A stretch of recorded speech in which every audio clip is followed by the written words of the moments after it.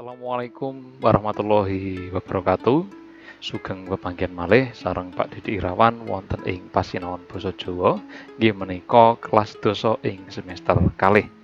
Pepanggihan kaping pindho menika utawa ing video kaping pindho menika Pak Didi badhe ngajak para siswa sinau ngengingi wos kang kamot ing tembang sinom, struktur tembang sinom lan gawe cakepan tembang sinom. Nggih, langsung kemawon. Bagaimana makna utawa isi yang terkandung dalam tembang sinom? Inggih menika wonten ing Serat Widhatama. Saderengipun mlampah wonten ing makna tembang sinom, Pak Didi badhe maosaken rumiyin kudu ngerti watak saking tembang sinom menika. Watake inggih menika tresna asih, cantas, trengginas, cocok kanggo bab-bab kang sarwa lincah. Gambarake sifat kang cukak trengginas lan sak piturute. Kalajengaken makna tembang sinom. Sinom iku maksude enom. Tembang iki gambarake wayah nom. Watake golek pangalembana utawa grapyak, luwes, gampang srawung. Pancen nom-noman biasane seneng sesambungan utawa kekancan, pinter ngomong utawa srawung kang golek kanca utawa kadang lan narik kawigatene liyan. Nglambangake wayah isih jejaka utawa tasih prawan. Menika cocok kalian masa-masa saat ini pada diri kalian utawa ing para siswa. Wos kang kamot ing tembang sinom. Serat Widhatama ngajarake babagan telung nilai kang bisa ngangkat derajate manungsa, yaiku wonten pangkat, bondo, lan kapinteran.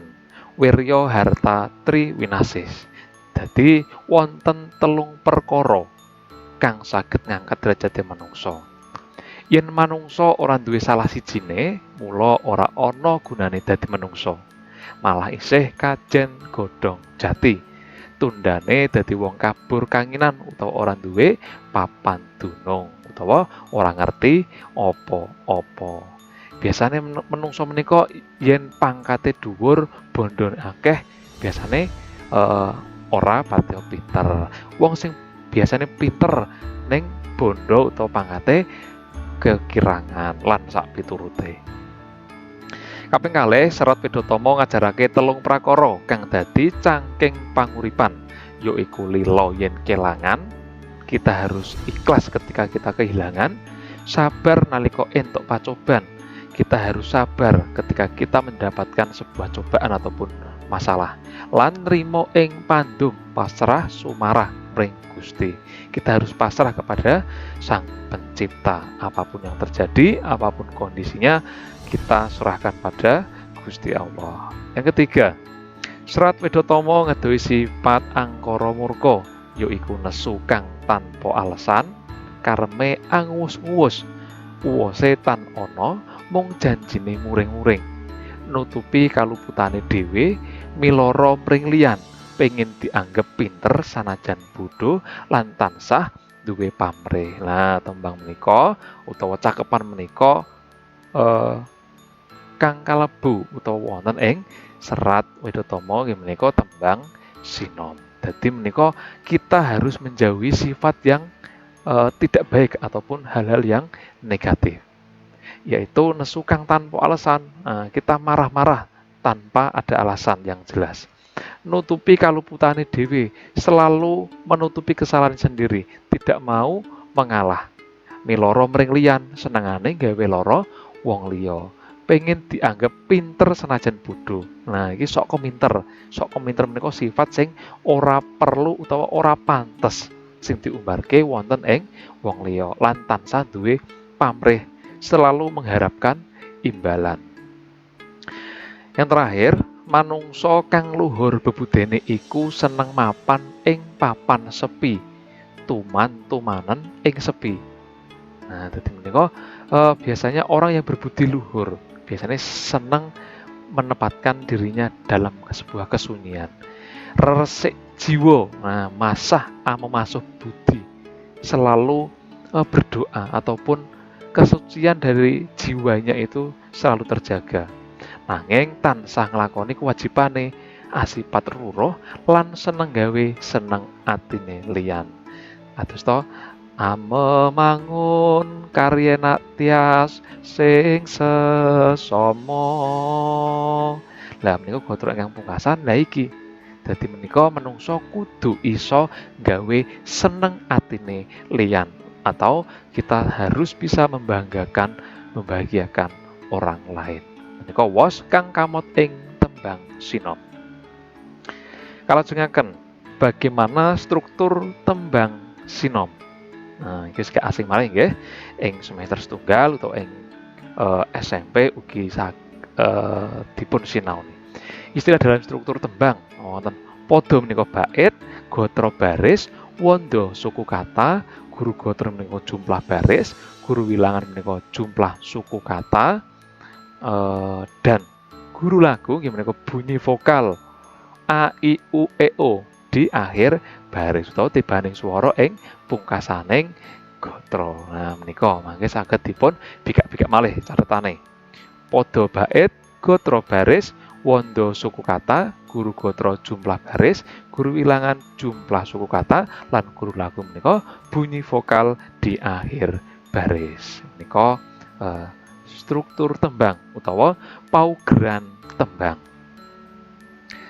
Nah, menika wonten tulodo atau ada contoh. Nah, ada dua tembang, dua podo nggih atau dua bait. Ada berapa podo atau bait? Nah, tadi sudah Pak Didi sebutkan ya, berarti ada dua. Nah, tembang menika sami nggih menika tembang sinom, ananging wonten kalih podo atau dua bait. Lah, tulodo tembang sinom. Nah, ini kita harus tahu struktur ataupun paugeran tembang sinom. Guru gatrane nggih menika wonten 9. Nah, menika saged dipun pirsani gatra setunggal, kalih, 3, sekawan gangsal, 6, 7, 8, 9. Nah, gatra menika napa wau? Nggih, menika larik. Menawi guru wilangan, nah menika saged dipun pirsani gatra kaping sepisan. Nu lado laku utama. Nah, menika 8. Tumrape wong tanah Jawi. Nah, menika ugi 8. Wong agung ing ngeksi gondo. Menika 8. Panembahan senopati ugi 8. Kapati Amarsudi 7. Sudaning hawa lan nepsu 8. Pinesu tapa brata 7. Tanapi ing siang ratri 8. Amemangun karyenak tias sing sesama. Wonten 12. Nggih menika guru wilangan 8 8 8 8 7 8 7 8 12. Guru lagu. Nah menika gatra kaping sepisan menika o. Tibaning swara ing pungkasaning baris. Gatra kaping pindho nggih menika i. Kaping 3 o, kaping sekawan I, kaping gangsal I, kaping 6 menika U, kaping 7 O, kaping 8 I, lan kaping 9 menika O. Dadi guru lagune menika A I A I U A I A. Nah, jadi struktur tembang sinom menika duweni 9 gatra dengan guru wilangan dan guru lagunya 8 O, 8 I, 8 O, 8 I, 7 I, 8 U, 7 O, 8 I, 12 O. Nah, menika napa struktur utawa paugraning tembang sinom. Ini ada langkah membuat teks tembang. Nah, yang pertama, tentukan tema tembang. Nah, kalian bisa menentukan sendiri nantinya, bisa agama, bisa pendidikan, bisa sosial, bisa lingkungan, katresnan, dan sebagai berikut. Masih banyak. Yang kedua, ingat kembali struktur tembang sinom mulai dari gotro yang pertama sampai gotro yang ke-9. Nah, dari atas sampai bawah harus urut. Yang ketiga, buatlah sesuai dengan aturan tiap gotronya. Nah, yang keempat, tulis kalimat dari atas ke bawah. Yang kelima, sebaiknya gunakan bahasa yang indah dan Purwakanthi. Apa iku Purwakanthi? Saged dipun bikak wonten ing semester setunggal kala wingi Pak Didik sampun njlentrehake. Dan yang terakhir, cek kembali gotro per gotro yang sudah dibuat. Nah, itu langkah membuat teks tembang. Jadi, para siswa bisa memulai dari sekarang untuk membuat syair tembang dari sinom.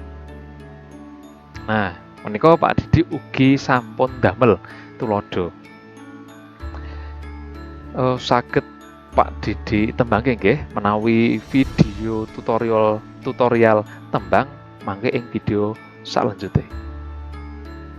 Ojo wani wong tuwa mape wong marai lara ning ati. Bekti biung bekti bapa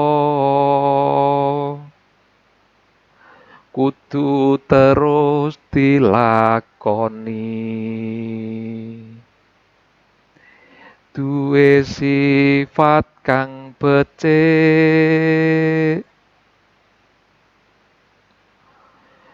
supaya antepe ing kalbu ora bakal sengsara. Ndonga aja nganti lali. Muga-muga kulawarga tetep mulya. Nah, menika gancarane dadiya bocah sing bekti marang wong tuwa, sifat becik kudu terus dilakoni supaya tentrem ning ati lan ndonga supaya keluarga tetep bungah lan mulya saklawase. Lah menika menawi ndamel dipaske guru lagu, guru wilangan dan guru gotro. Nah, ngaten nggih, mangke saged nyimak video iki carane gawe tembang koyo mangken iki. Tulodo tembang sinom ingkang kaping 2. Swara angin ana awang gawa rasa kangen ati marang sira sing katresnan sing wingi ana ing ati. Saiki ninggal janji mung gawe lara atiku. Tak baleni. Sudaning hawa nafsu. Nah, ngoten. Mung gawe lara atiku. Isih krasa ing dada saka wingi tekan iki.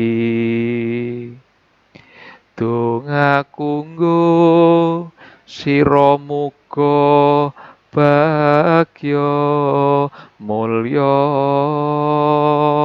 Nah, gancarane ngelingake rasa kangen marang wong sing ditresnani. Saikine wis karo liyane lan namung iso ndongakake supaya sing biyen ditresnani bagya mulya karo wong sing dadi pilihane. Nah, menika tulodo kaping kapindho. Tulodo gawe tembang sinom kaping 3. Delaku tama wewangsalan rohing kamal wong anom sing ati-ati reksa kang rine jalma golek kawruh kang sayekti.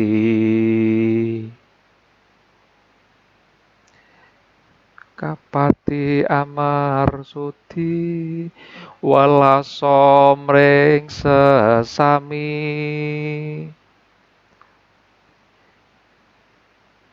Cudaning hawa lan nafsu setya sumesemu arum.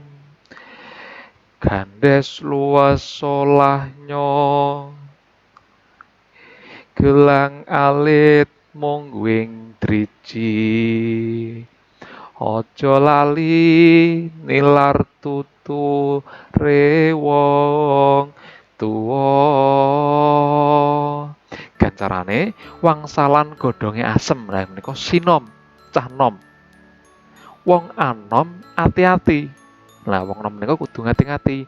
Kayu kang dibentuk digambar kaya wong utawa wayang golek. Nah menika intine wayang golek pelajaran kang nyata. Nah, kita harus mencari pelajaran yang benar-benar nyata. Kudu duweni rasa welas asih, grapyak mring sesami, njaga tingkah laku. Gelang alit manggon ing driji nggih menika ali-ali aja lali nilar tuture wong tuwa. Nah, aja nganti menghindari ataupun ngegliwo sing dikandhake wong tuwa. Nah, kudu dituruti perintah menika kudu ditindakake. Nah, ngoten nggih. Matur nuwun menika struktur wos lan carane gawe cakepan tembang sinom. Ing video pepanggihan selanjutnya panitik badhe maringi tulodo nyekar sinom nggih menika laras pelok patet 6. Matur nuwun kalajengaken pepanggihan selanjutnya. Nuwun. Assalamualaikum warahmatullahi wabarakatuh.